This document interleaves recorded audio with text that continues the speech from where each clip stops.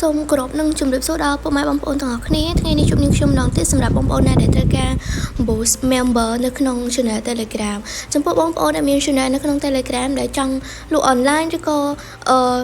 កម្មវិធីផ្សេងៗទៀតបងប្អូនដែលប្រើ channel ឬក៏អត់មានអ្នក subscribe សោះឬចង់ឲ្យមានអ្នក subscribe ច្រើនគឺអត់មានអីពិបាកទេបងប្អូនគ្រាន់តែមើលវីដេអូនេះពីដើមដល់ចប់ហើយក្នុងការ boost នោះផងដែរដើម្បីឲ្យមាន subscribe ច្រើន member ច្រើនយើងគ្រាន់តែចុចcopy link នៅក្នុង channel ហ្នឹងមកឧទាហរណ៍ថាយើងចូល copy link នៅក្នុង channel ហ្នឹងឧទាហរណ៍នឹងខ្ញុំ copy link channel នេះពេលដែលយើង copy ហើយយើងត្រូវចូលទៅក្នុង Safari ឬក៏ Google ដើម្បី search ពាក្យថាសបាយ SMM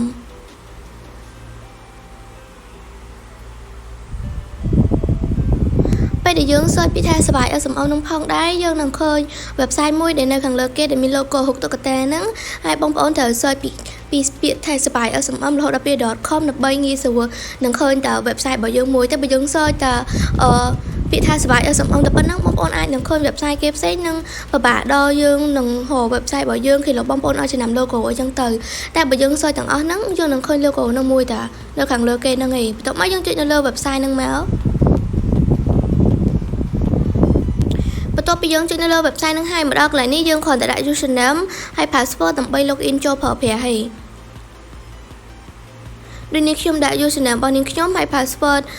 email របស់នាងខ្ញុំដែលបានចុចឈ្មោះប្រើប្រាស់ website ហ្នឹងចំពោះបងប្អូនដែលមិនទាន់បានចុចឈ្មោះប្រើប្រាស់ website ទេអាចចុចកន្លែង sign up នៅខាងលើហើយទៅមើលពីរបៀបចុចឈ្មោះប្រើប្រាស់ website នៅវីដេអូមុននាងខ្ញុំបានធ្វើវីដេអូពីរបៀបចុចឈ្មោះប្រើប្រាស់ website រួចហើយពេលដែលបងចុចឈ្មោះប្រើប្រាស់ website ហ្នឹងត្រូវមាន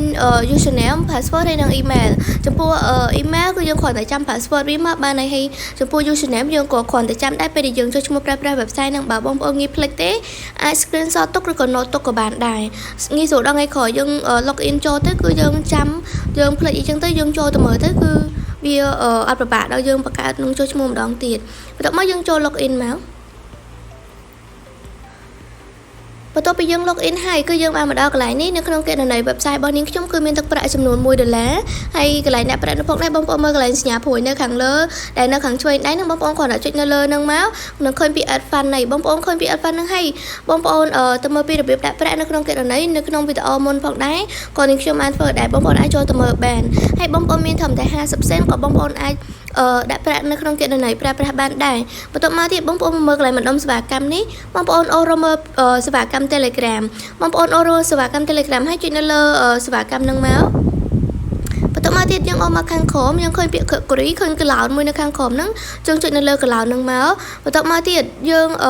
អូរមើលពាក្យថា Telegram member ហើយវាមិនមែនមានតែ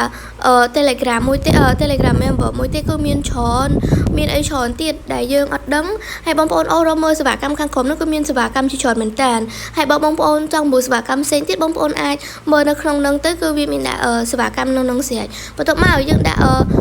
សេវាកម្ម member មកឧទាហរណ៍ខ្ញុំដាក់នេះបន្ទាប់មកទៀតយើងដាក់ link